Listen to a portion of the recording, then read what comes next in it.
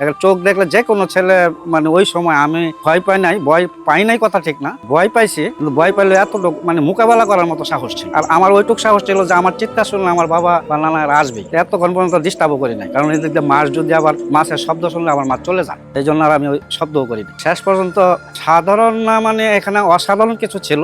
এখানে মনে করেন সাদা সাদা মানুষের মতো হইয়া, মানে সাদা মানুষ যেরকম অনেক লম্বা চোরা সাদা পোশাকের মানুষ 2-3-4টে মাঝে মাঝে আমার কাছেও এসব মানুষও ছিল। মানুষগুলি হঠাৎ আসতো, হঠাৎ চলে যেত। চেহারা বলতে শুধু আমি পা দেখি নাই, কিন্তু উপরের চেহারাটা দেখা যাইতো, কিন্তু স্রোত এখন এগুলি মনে নাই, কিন্তু মানুষের মতোই লম্বা লম্বা চুল ছিল। মেয়েদের বিশেষ করে মহিলাগুলি সম্ভবত এরা মহিলাই হবে, এদের স্রোতগুলি চিৎকার পারতো, চেঁচামেচি করতো। হ্যাঁ, নেক্সট সালে এদের সাথে আসতো। আর এরা যখন আসতো এরা আবার তখন দম ধরে থাকতো, এরা আসলে এরা দম ধরে থাকতো। ওনারা এসে তারা তারা কি পরামর্শ করতেছে এটা আমি জানি না, কিন্তু আমাকে ভূতের মতো যে আচরণগুলি করতেছে এরা এরকম পরামর্শ করতেছে। তো পরামর্শ যখন করে একটা পিছন দিয়ে আসে, একটা সামনে দিয়ে আসে, তা আমি আবার ওই যে এরা আসতে পারতেছে না এই জন্যই আমার ওই যে দোয়া কালাম পড়াতে এরা ভিড়তে পারতেছে না।